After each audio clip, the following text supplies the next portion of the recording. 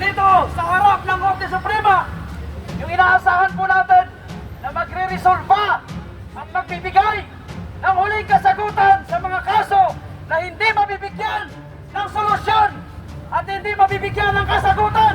Sa Supreme Court po tayo lumalapit.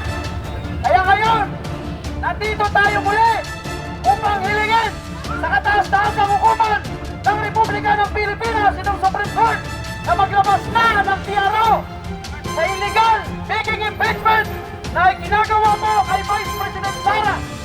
Malinaw na mga kababayan po natin na isang pangingisda, fishing expedition ang ginagawa ng mga gagong nasa Kongreso. Yung mga miyembro ng Balitagang, yung mga magnanakaw, Luis Teo, Billy Abante, at lahat na kasama sa miyembro ng Committee on Justice. Kayo lahat ay kasama sa Balitagang at malinaw ang inyong purpose kung bakit gusto nyong tanggalin ang nag-iisang Vice Presidente natin na kayang ipakulong kayong mga Huwag nyo nakuhin ang taong bayan! Huwag nyo kaming linlangin!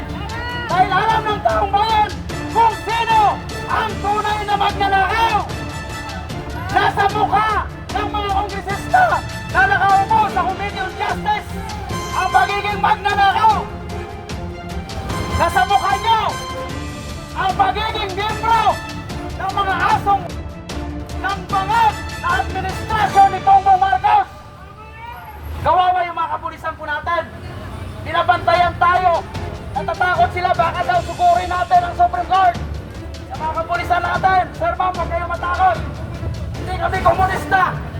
Kami po ay naglalabas lang ng aming hinanaing upang humiling sa Supreme Court na hindi lang maglabas ng TRO sa impeachment ni Vice President Sara, kundi kami rin ay humihiling sa Korte Suprema na magdesisyon na sa 4 na petisyon ng habeas corpus na ikinain para sa agarang pagpapabalik ng President Duterte dito sa Pilipinas.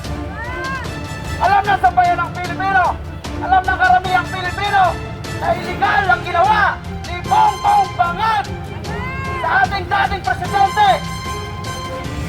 Natatakot siya na bawat pagsasalita ni President Duterte nagre-react sa bayan ng Pilipino, lalo na sa ginagawa niyang korupsyon, sa panluloko, sa pagnakaw sa pera ng Maharlika Investment Fund, sa pagnakaw sa pera ng Peren, sa pagbinta ng ginto ng Pilipinas.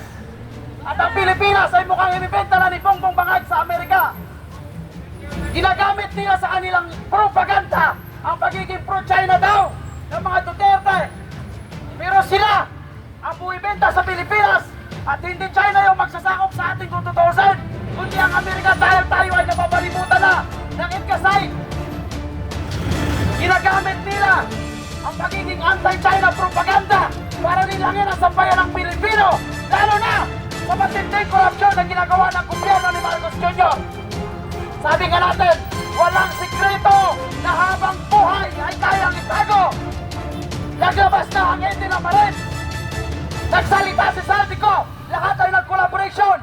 At putang ina ngayon, si Martin Tambaloslos Romualdez, nagsalita na! Nagsalita na! Ang isa sa may hawak ng Kabanang Bayan, ang buhaya na alaga ni Bongbong Marcos nagwala na! Ang buhaya na alaga ni Bongbong Marcos nagwala na!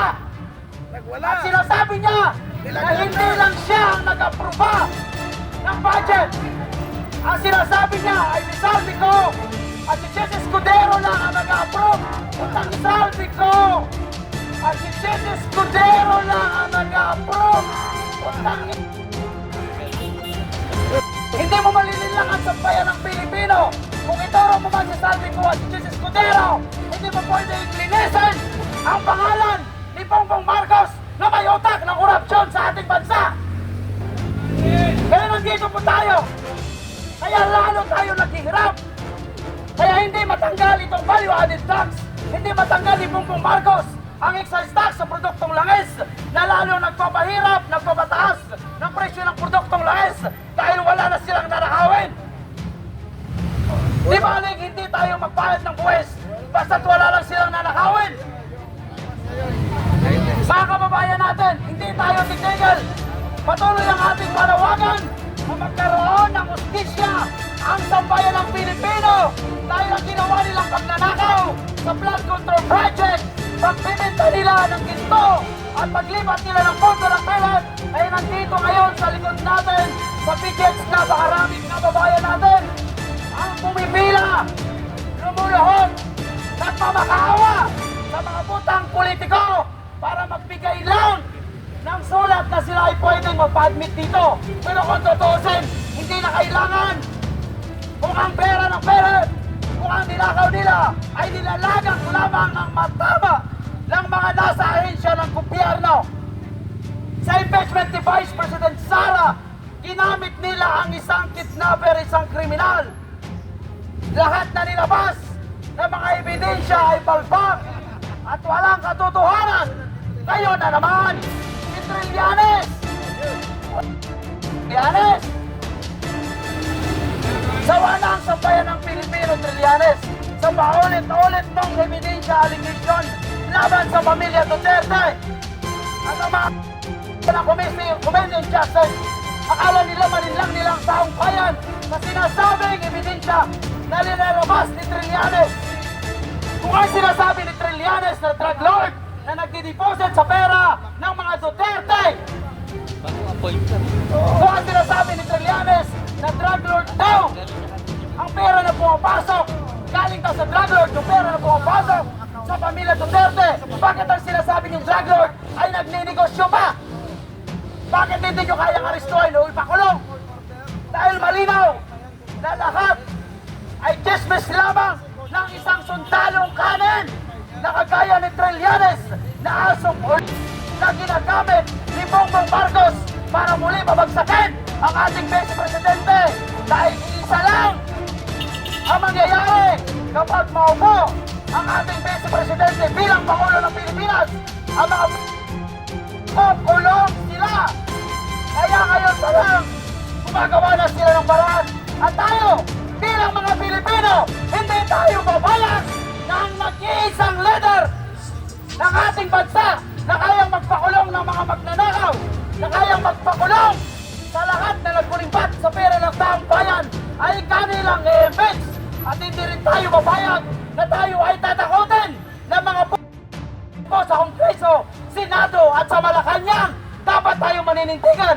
Nandito kami, hindi dahil sa aming personal na agenda, kundi nandito kami para sa kinabukasan ng ating bansa, para sa kinabukasan ng susunod ng mga henerasyon. Kaya dapat magkaisa tayo, manindigan tayo, magsalita tayo. Kasi kung hindi tayo magsasalita, hindi tayo maninindigan, sino ba? Sino maninindigan para sa ating bansa? Hindi yung mga dayuhan, kundi tayong mga Pilipino. Mabuhay Pilipinas! Mabuhay ang Maisog! Maraming salamat.